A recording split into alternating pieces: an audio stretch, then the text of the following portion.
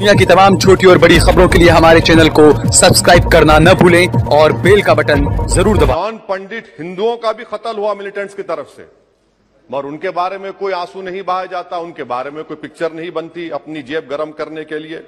आपने दफा 370 को, आर्टिकल 370 को हटाने के बाद आपने कहा था कि हर मर्ज का इलाज हो जाएगा। मर्ज का इलाज नहीं हुआ, मर्ज बढ़ गया। जो मर्ज नहीं था पहले वो मर्ज बढ़ चुका है। यहां पार्लियामेंट में बैठकर हम एक जम्मू का, कश्मीर का कैसे बजट पास करेंगे? तो गैर अखलाकी बात है, कन्वेंशन के खिलाफ है।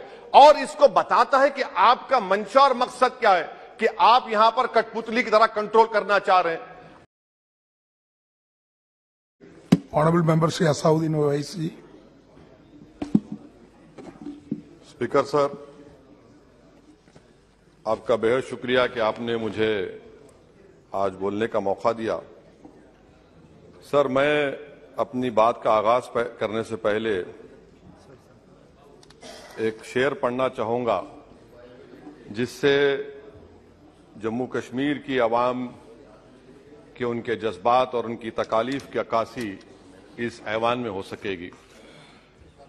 शायर ने कहा कि आज वो कश्मीर है महकूम व मजबूर व फकीर, कल जिसे अहले नजर कहते थे ईरान सगीर, सिनाए अफलाक से उठी है आह सोजनाक, मर्द हक होता है जब मरूब सुल्तान व अमीर, कह रहा है दास्तान बयादारी आयाम की, कोह के दामन में वो गम खाने दे खाने पीर।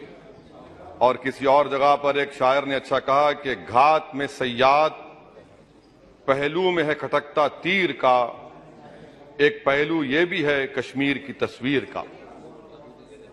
सर, मैं यहां पर ये बात साफ और वाज़ेह तौर पर कहना चाहूंगा कि एक आरटीआई के एप्लीकेशन में यह कहा गया जवाब में कि 30 साल में 1724 मिलिटेंट्स को हुकूमत और फौज ने, पुलिस ने उनको मारा, मिलिटेंट्स को, या उनकी मौत हुई, जिसमें से सिर्फ 89 कश्मीरी पंडित का कत्ल हुआ। और सर 30 साल में एक ही आदमी का। एक minute. Honourable members, if the house agrees then the time of the house may be extended up to disposal of financial business of Jammu and Kashmir. Thank you. Please continue.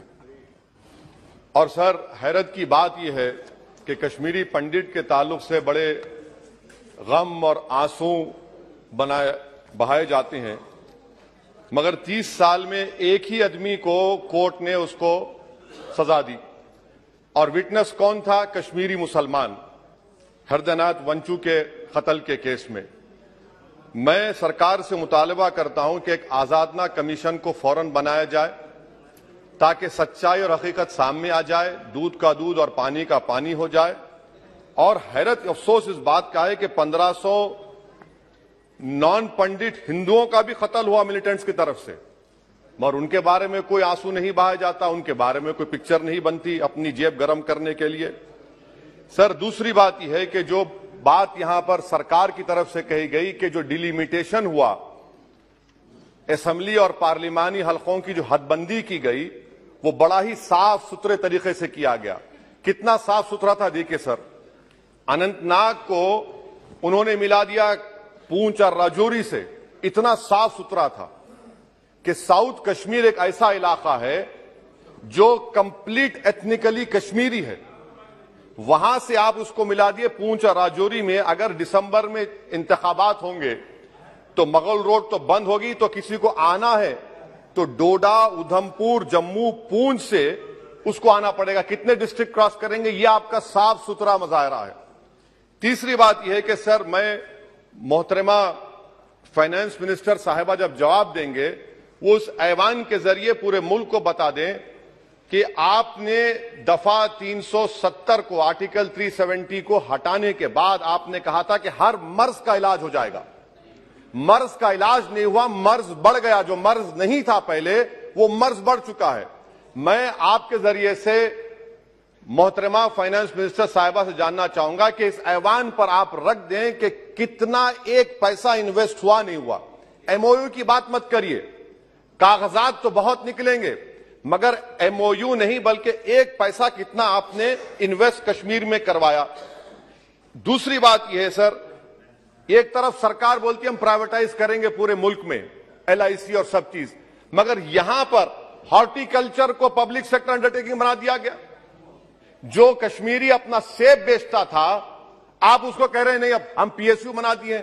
यह आपका साफ सुथरा और आपकी राह दिखाता है। पावर आपका बरकी का, आपने उसको सेंट्रल पीएसयू से जोड़ दिया। तीसरी बात यह सर, आपकी इकोनॉमिक पॉलिसी है क्या फिर कश्मीर के लिए? यहां पर एक पॉलिसी, वहां पर एक पॉलिसी, कौन सी कंटिन्यूएशन है?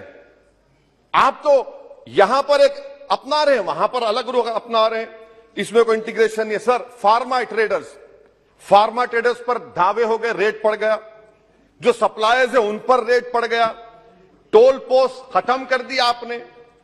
114 राइस मिल बंद करने के दहाने पर आ गए। इसका जवाब नहीं है सही है गलत है।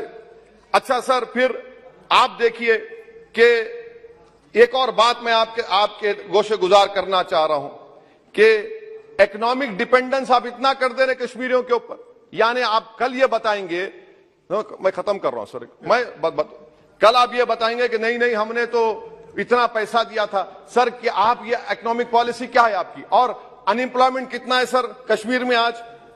अनएम्प्लॉयमेंट सर आज कश्मीर में 7.2% है। ऑल इंडिया पूरे भारत में ज्यादा अनएम्प्लॉयमेंट है। तो 370 निकाल के आपने क्या किया सर? अनएम्प्लॉयमेंट वहां और बढ़ गया। अच्छा सर, ये और एक बात आपसे कर रहा हूं, JKIDC सर, ये JKIDC ऐसा आपने एक शैतान को बना दिया आपने, वहां पर एक शैतान को क्रिएट कर दिया आपने JKIDC को। और जमीन किसी की भी ली जा सकती है, पुलिस साथ रहेगी और उसके फैसले को कोर्ट में चैलेंज नहीं किया जाएगा।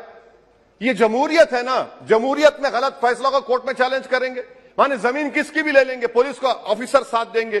तो इसीलिए सर हम ये कहना चाह रहे हैं कि हर एतबार से आपने वहां पर कोई गलत पॉलिसी की और अखलाकी तौर पर, आईनी तौर पर कन्वेंशन जो है, ये बजट को यहां नहीं डिबेट करना चाहिए। इस बजट को तो वहां के मुंतखब शुदा अवामी नुमाइंदों को बहस करनी चाहिए। यहां पार्लियामेंट में बैठकर हम एक जम्मू का कश्मीर का कैसे बजट पास करेंगे? तो गैर अखलाकी बात है, कन्वेंशन के खिलाफ है और इसको बताता है कि आपका मंशा और मकसद क्या है, कि आप यहां पर कठपुतली की तरह कंट्रोल करना चाह रहे हैं। और क्या कश्मीर में मिलिटेंट्स एक्टिविटी नहीं, लोग नहीं मर रहे वहां पर, सिविलियन कैजुअलिटीज नहीं हो रही, बराबर हो रही है वहां पर। तो इसीलिए सर हम आपसे अपील कर रहे कि आप इन हालात को, खत्म कर रहा हूं सर, इन हालात को देखिए। और कश्मीर की जामा मस्जिद को क्यों नहीं खोलते सर? आप खोलिए ना जामा मस्जिद को, आने दीजिए। आपने जर्नलिस्ट फहाद शाह को पकड़ लिया, क्यों पकड़ा आपने? एक नहीं दो यूएपीए केसेस लगा दिए।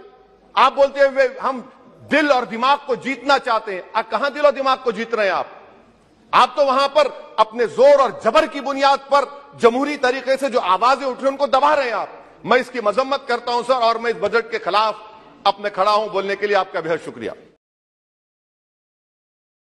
आप देख रहे हैं देश लाइव, देश की आवाज।